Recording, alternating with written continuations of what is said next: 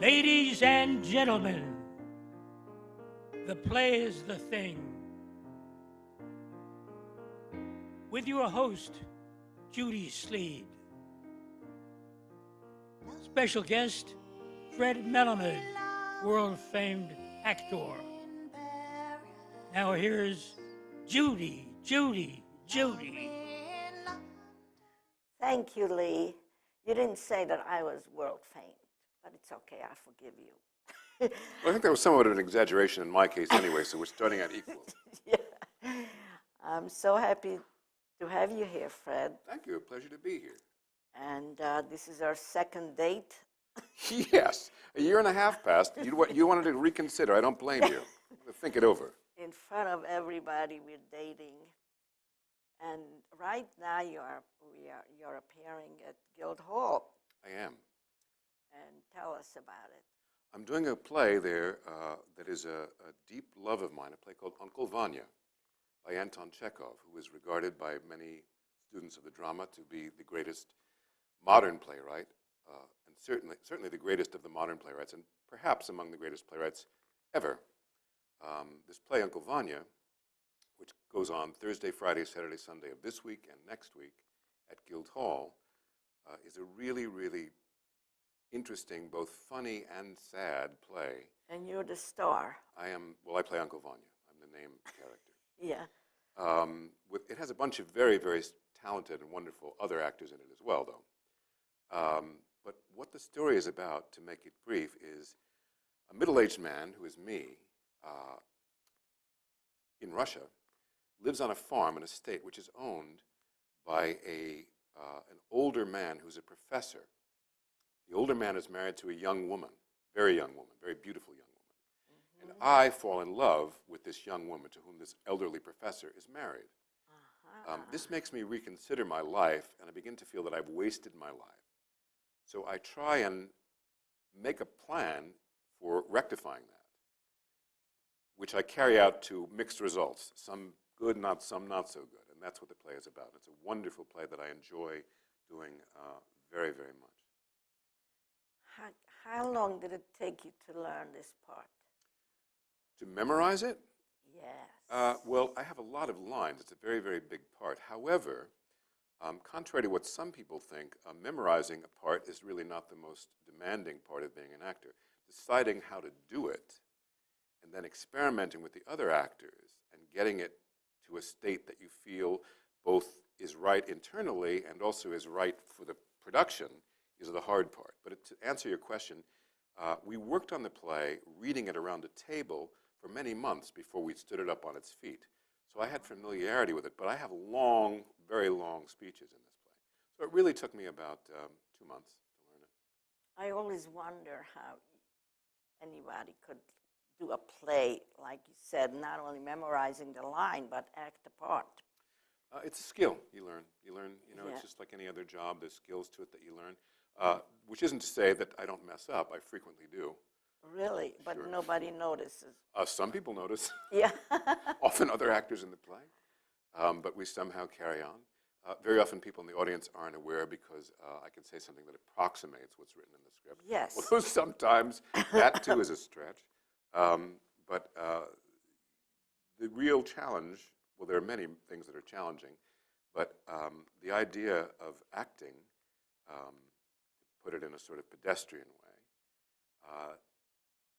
is to be truthful, but also to find what is interesting about a character. A great performance has to be both truthful and interesting. Can't be either one without the other. So it must be real. You can't be arbitrarily interesting and quirky, but you also can't be simply honest. You have to be both. Certain things have to be heightened. So this play is so beautiful and so full of genuine feeling. When I talk about it, it's a play written 107 years ago, 108 years ago. It's more contemporary in its feelings and the things the way that it shows people than what's on so-called reality television. It's really real about the way people act and think and how they get so lost in their own ideas and their own desires that they don't see people right in front of them. It's very real in that respect. So it's a great joy to perform it, truly. And like you said, you've been rehearsing this like around the table, so you become familiar with the other actors. So like you said, in case like you make a mistake, the fellow actor will know how to respond. Yes, Regardless. sometimes he knows how to respond, sometimes not. But we managed to get through Yeah. it. The great challenge, as I say, is not, although it can be challenging to keep to the script, the challenge is really to make the thing sing, to make it alive and Yeah. meaningful to us personally and hopefully to the people that are watching it. Now, this production, I should say, is unusual. It's staged at Guildhall in the John Drew Theater, which is a proscenium theater. However, we're not using the proscenium. Everyone, the actors, the sets, and the audience are all on the stage. It has only 55 people in the audience for each show. Wow. 55 people. It's very intimate. It's like you and me sitting now. It's like watching a movie. There's more people living in my gardener's house in Montauk than are in the audience when I do this show. But that was the idea of this director, Steve Hamilton, a wonderful director, who is both the director and also playing the other largest male role in the play Astrov, my friend, Dr. Astrov. Yes, he's from the Bay Street Theater. He was one of the co-founders of the Bay Street Theater. Yes. He now still directs and teaches. He also teaches at Southampton University. And he does all kinds of stuff. He's an actor as well and very esteemed acting teacher also. Yeah, I have seen him in a couple of plays at Guildhall. Uh-huh. Right. He played Frank Strang, I think, in that production of Equus that Alec Baldwin did about I 2 years saw ago, I guess, that. 3 years ago. Yes. And he's been in lots of things. And he did another one about a painting that was totally blank white. There was a whole play about Art. Is that the one you mean? I guess that was Yeah, the name I know of that it. one. I didn't see it, but I didn't see this version of it. But I know that play. And he's married to He's married to Emma Walton Hamilton, yes. who is also a producer and director and also a writer, well-known and well-regarded writer of children's books. Yes. She's the daughter of Julie Andrews and yes. Tony Walton, the well-known Yes. director and designer, It's who actually came to the show the other family. night. Yes, acting and theatrical Family, yes, yes. So you mentioned that you travel a lot. You've been doing other things besides acting at Guildhall. No, I've been only acting, but in the course of acting, I've been traveling a lot. Well, that's what I meant. No, since I've been here last, which was a year and a half ago or something like that, I've been very busy. I've made 6 or 7 films and a bunch of TV shows, and I have a film actually opening next week, a film called The Dictator, with Sacha Baron Cohen and Sir Ben Kingsley, which is a very broad comedy about a dictator living in a fictitious Middle Eastern country, an oppressor of his people, who wants desperately to do something horrible enough to get on the cover of Time. So it's an act of terrorism, but he can't come up with anything that's bad enough, so he's very frustrated. And what part are you playing?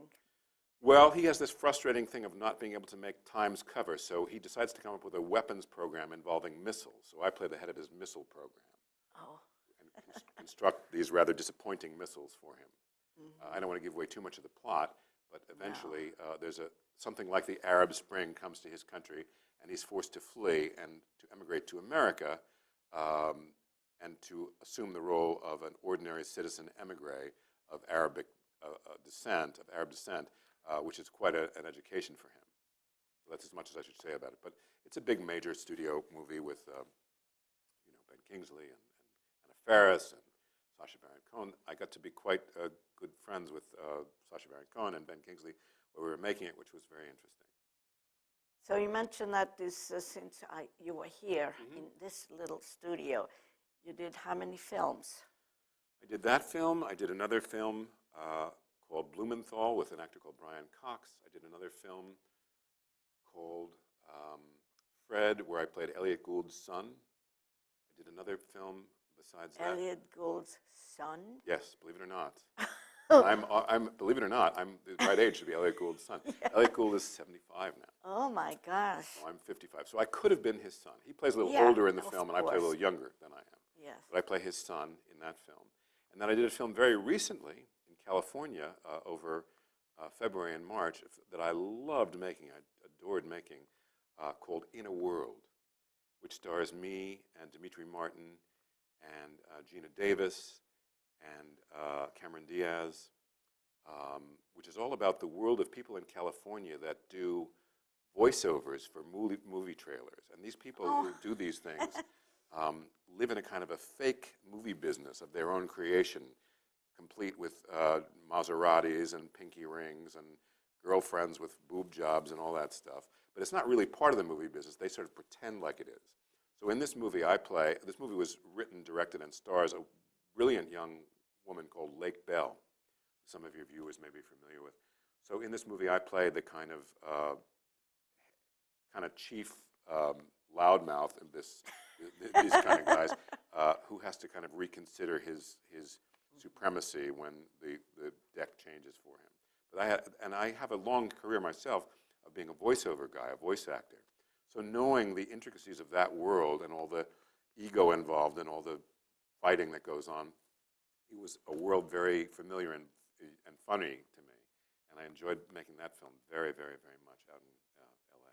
So all these movies you're talking about, are they out in theaters? No. It takes, generally speaking, at least a year when you shoot a movie to then do the post-production, the editing and everything else necessary to get it released. So they will be out. I expect that that movie that I just mentioned to you, which is called In a World, it's called In a World because there was a famous voiceover guy called Don LaFontaine who did all the trailers that said, in a world, in a world this, in a world that. Anyway, that movie I think will probably be in Sundance in January, which is January of 2013. The other movies will be out according to a schedule. The one that I just mentioned, The Dictator, was shot in September, October, or July through October, June through October, and will be released next week. So Sweet. yes, and it'll be out here in East Hampton and Southampton and wherever your viewers happen to live. And in the same week, they can see me in that movie and come see me and Uncle Vanya. Extremely different. Yes. Well, Uncle Vanya is going to be on this week and next week. Right. Thursday, Friday, Saturday, Sunday of this week and next week at Guildhall. You can buy tickets by calling the Guildhall box office. It's $25 for regular people, $23 for members, $10 for Studenten. And seniors? I don't know what the story is with seniors, but you can call and find out. Either Guildhall or I believe Ticketmania also has tickets available for that. Yeah. And if you're interested, I would urge you to call because there's very few seats for each show. Right. It must be very interesting to have everybody up on stage. It really is. It's interesting. Yeah. And I thought it was going to be intimidating to have the audience that close, but in fact it's not. I hear a dentist next door. Yeah. I hear loud sounds of drilling and somebody screaming. Yeah, they're building the set for there's a new theater company, and they're building sets for it. And a lot of times they have to remind them not to do it while we're doing a show. I understand. Yes. So sorry about that. No, it's quite all right. I understand. And I don't know if I ever asked you, how did you get your name? It's very unusual. My first name or my last name? No, not your. Well, I got my last name the traditional way from having parents with the same last name. Oh, isn't that odd? So it was just kind of handed to me. I didn't. But Yeah. I think I told you. No, I told you the last time I was here that it's a name that I took. That it's not my real name. Didn't I tell you that? Yes. Remember? I don't. Yes. You said that Fred Melamed was an interesting name, and I explained to you that it was a stage name. The name that I was born with was Meryl Streep. I But see. apparently there was somebody, a stripper or somebody using that name so that I couldn't use it. How could I forget something like that? I don't know. Well, but no, my name is actually Fred Melamed, and as you know, Melamed is Melamed, which is the name that it comes from, is both a Hebrew and Arabic word, which means teacher, which is ironic since I was such a poor student. But that's my name. And Fred, of course, comes from Fried, which means peace in German. So Frederick. it's just Fred. Just Fred. Yeah, I think they Like charged the you by the Flintstones. letter when the birth certificate. So my parents thought four letters was all I needed. So it's just see. plain Fred. Like the Flintstones. Yes, like the Flintstones. That's often just like They the Flintstones. probably got your name from the Flintstones. Well, actually, I predate the Flintstones by a little bit, so it's more likely that the Flintstones got their name from me. From you, yes. But I certainly got my physical presence from the Flintstones, if not my name. My sort of the persona I choose to walk around with on stage is largely based on Fred Flintstone. I would have never thought about that. I guess when I Well, that's when I why I'm saw a you star, the if you don't mind my first saying time, so. the first time I saw you was in a film Uh-huh. called The Serious Man, Oh, yes, the Coen Brothers film. and I couldn't compare you. I didn't see the Flintstones in you in that movie. What would you compare me to in that movie? More of a pushy dentist or something? Well, I don't know. I don't rightly know, but not the Flintstones. No. Well, I see what you mean. But you are not anything like that in person than what you portrayed in that film. You mean an overbearing bully? Well, you don't know me that well. I don't know that well. Nah, But you're just showing me your nice side. well, we're still dating. Yes. When things become more serious, you may see some parts of me that you don't want to talk about on the show. Okay. No, that character was a villain, a Yes. Machiavellian villain who tries to Yeah. sort of control everything, and a very soft-spoken villain, but a villain nonetheless. So he was a sort of a bad guy, although a very, very secret, surreptitious bad guy. Yeah. Yeah. Yeah. So what you like to do best? Eat. You know, I like to do that too. Let's go. Yes. I also like to sleep a lot. That I don't do. You don't? No, I have young children who have curtailed my sleeping career Yes. I remember very that. significantly. Yeah. But you've been doing voiceovers, stage, film, and who knows what else. What do you like the best, if there's anything you like best? Well, they're all different. I certainly, I was trained as a stage actor. When I went to drama school, which was a long time ago now, we were only trained for stage acting. There was no training given for acting in movies. The thought being, the probably incorrect thought being, that if you were a good stage actor, movies would come naturally, which I don't think is true. But they're very different in certain respects. When you do a character on stage, you have an opportunity to pursue a line of emotional growth as the character does. You're doing it in front of an audience. There's two differences. A, it's in front of an audience, and B, you have a chance to develop as the character develops. When you shoot a movie, because of the economic exigencies of movie making, it's usually shot out of sequence. Yes. So you have to think where you are at different places in a movie. Yes. I love movie making because it's so intimate, and I love watching movies because you're sitting in a darkened room. I love movies. I don't regard the theater as this holy thing that some people in my profession do. I love the theater too, but it's just another form. I don't regard it as being better or holier than movies. So I like them both a lot.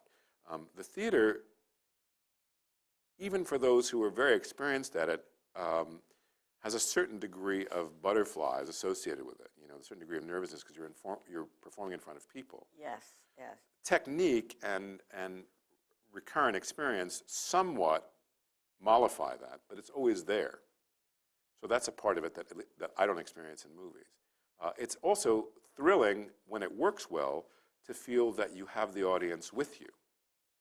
Yes. That you really are experiencing something with them together. You share something with them. Sometimes you're ahead of them, sometimes you're not. But that part is very, very nice. The adulation of the audience that some people really enjoy is not a big deal to me. I enjoy, of course, I want everybody, I'm human and I like to be liked and all that. But I don't, the applause and all that is not a big motivator to me. To really feel like I did something well, that makes me feel really good. But, and I try for greatness. I frequently don't make it or even get in the ballpark, but I try to partake of greatness, by which I mean to do something that's moving, that's truthful, that's beautiful, that's interesting, that somehow makes people say, yeah, that's true about life. Yeah. But as I say, you strive for that, and you're lucky if you hit it once a year or two or whatever. Well, I think you're a wonderful actor. Thank you. I appreciate that. Yeah, and you have a wonderful voice also. And you were talking about like the movies, they do it in segments, and you have to think about where you are and Right, what it's you're out of doing. sequence frequently. It reminded me, but sometimes here in the Hamptons, I have to think, where am I? Am I in Sag Harbor or East Hampton? I know what you mean.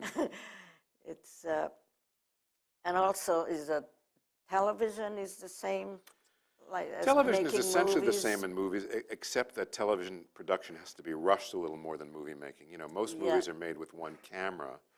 So the typical way that you make a movie is you shoot a master shot, like me and you were talking, the camera's there. Yeah. We shoot it the first time that way.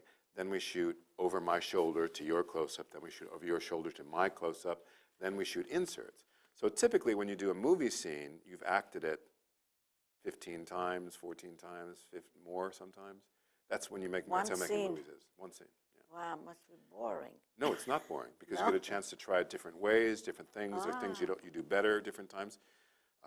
It's not boring to me at all. When you do television, television has to be produced faster, generally speaking. So things are geared towards that. You tend to work very long days in television, movies too, but often, very often in television. I'm on a show called The Good Wife, a TV show, and another show called Curb Your Enthusiasm. So on The Good Wife, how many segments did you do? I've only been on one, although I've been told that I'm going to come back as a judge on that show. You're a judge. Yeah. So to give you an example, in that show, where it's a courtroom, a lot of the stuff's in the courtroom, they shoot everything one way first, all the scenes going one way, and then they shoot all the scenes going the other way. I think I saw that. The show that I was on? Yeah. I was on a show where a guy is, they think he's a terrorist, and it turns out it's a gay love affair gone bad. And anyway, I played But the... I remember that you were the judge. It was the first show of the season, this past season. Yeah. I think I saw that. Yeah. That's Fred. It's always exciting to see somebody up on Well, I the tried to give screen. my signal to you when I was playing the judge that only you would recognize. I did this. Yes. So you would recognize me, but I don't know if anybody else in the audience noticed. Yeah, I did. So what's your next project? When this play is over, which will be over in 2 weeks, I have a movie to start in New York City. I start the second week of June, a movie called Lemon. Lemon? Yes, lemon, like the fruit. Are you lemon. going to play a lemon? Well, I hope the movie isn't a lemon. No, I play the father of the protagonist. The movie stars Michael Cera and Chloe Sevigny. I don't know if you know who these are younger stars. And Brett Gelson, and is directed by a woman called Janexa Bravo, a wonderful young, well, to me young, in her 30s, young, terrific director who I just worked with on this other movie. And that starts in June, and then it goes through June and July. And then in August, I have another movie to do in Maine called Blue Potato. It's an interesting movie all about a young... Doing all these vegetables. They're good for you, right? Yes, they Lemon and, I didn't think of that, you're right. Lemon and potato. Yeah, I guess I should do it. My next film should be called Tuna Steak or something. Make it a whole healthy combination. Right. So anyway, Blue Potato takes place in Maine, and it's about a farm family that decides to grow blue potatoes as a kind of a risk. There's a company called Terra Chips that uses blue potatoes, and things don't go well, and the son gets into the drug business and so on. So anyway. Oh my gosh. You probably have an agent. How do you get all these different parts?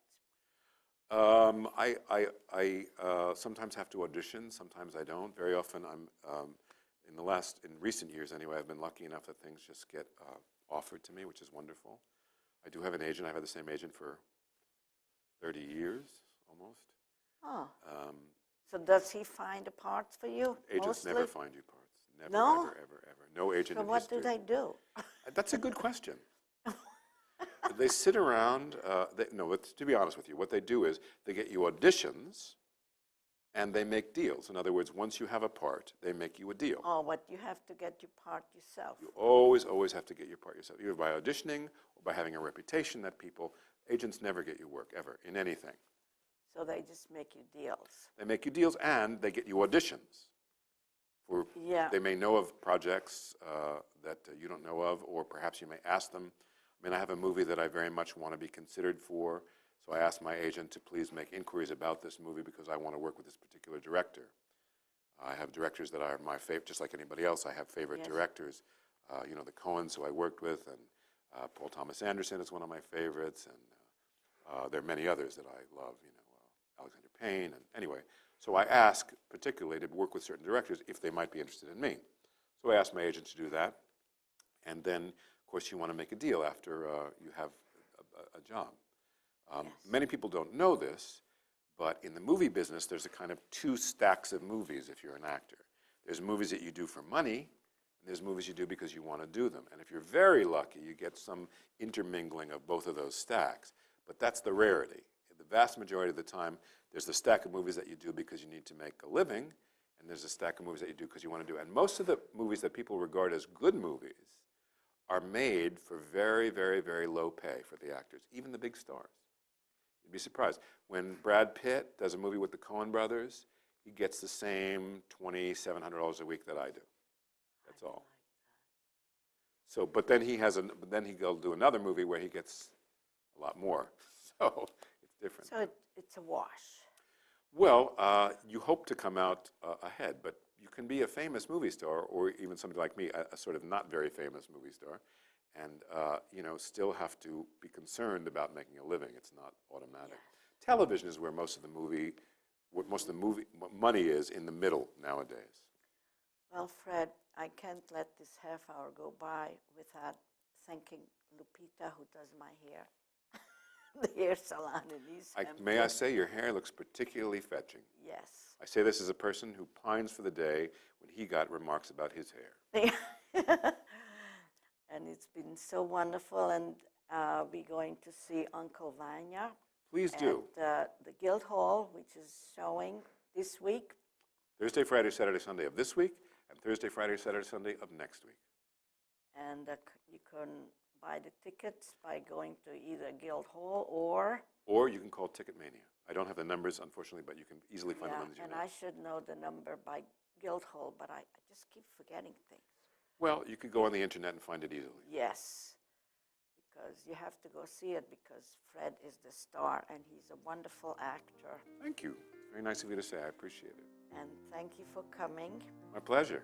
And I like to come and say hello because even without anything to promote, just to see you, because you're you're the doyenne of, not the doyenne, you're the bad girl, the rule breaker. Oh, there's the show. You're the Lindsay Lohan of the AARP set. wow, that's a big compliment. Well, thank you. my pleasure. Yes.